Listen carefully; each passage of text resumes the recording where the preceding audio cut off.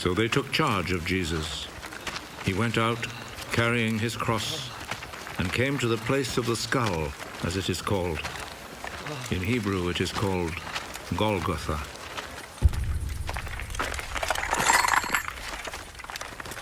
There they crucified him, and they also crucified 2 other men, one on each side, with Jesus between them.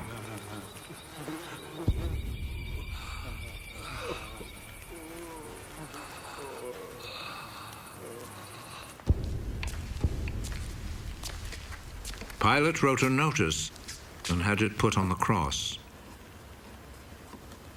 Jesus of Nazareth, the King of the Jews, is what he wrote.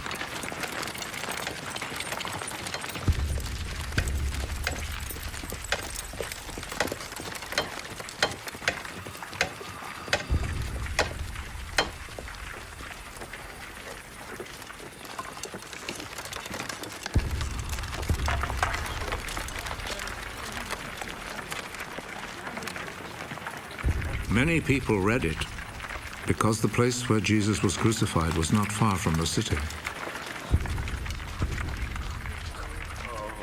The notice was written in Hebrew, Latin, and Greek.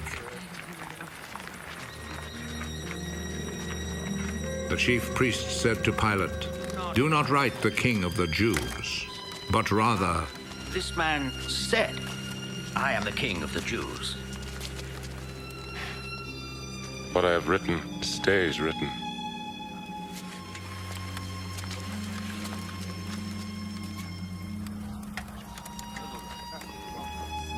After the soldiers had crucified Jesus, they took his clothes and divided them into 4 parts, 1 part for each soldier. They also took the robe, which was made of 1 piece of woven cloth without any seams in it. The soldiers said to one another, "Let's not tear it. Let's throw dice to see who will get it."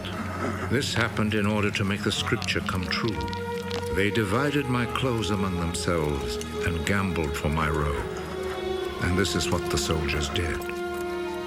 Standing close to Jesus' cross were his mother's sister, Mary, the wife of Clopas, and Mary Magdalene.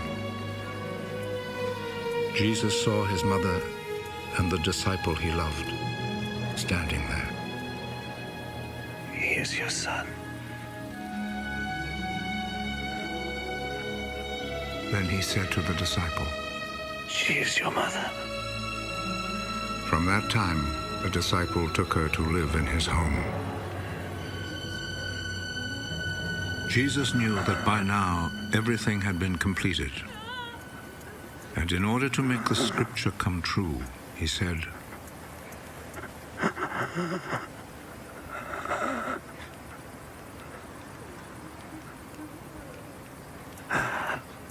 "I am thirsty."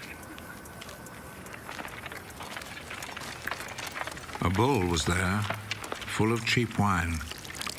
So a sponge was soaked in the wine, put on a stalk of hyssop, and lifted up to his lips.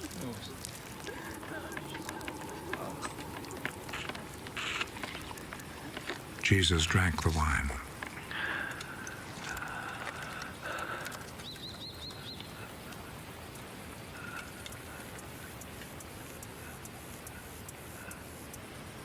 "It is finished." Then he bowed his head and gave up his spirit.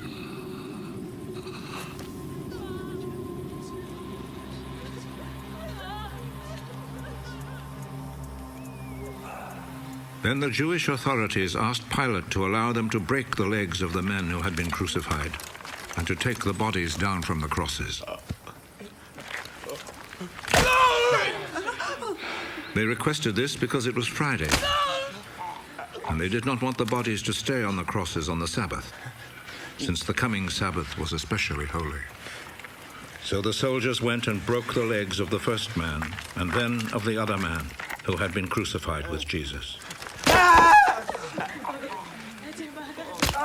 But when they came to Jesus, they saw that he was already dead, so they did not break his legs.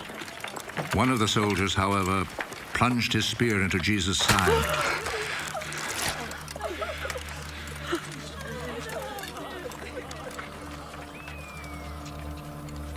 And at once, blood and water poured out.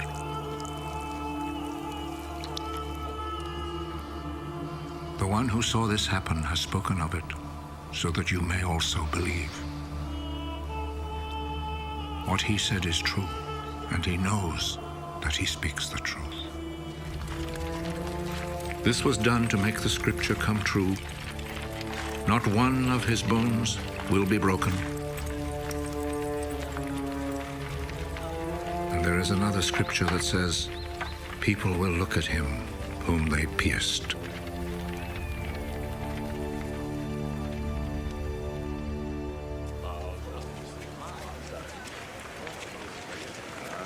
After this, Joseph, who was from the town of Arimathea, asked Pilate if he could take Jesus' body.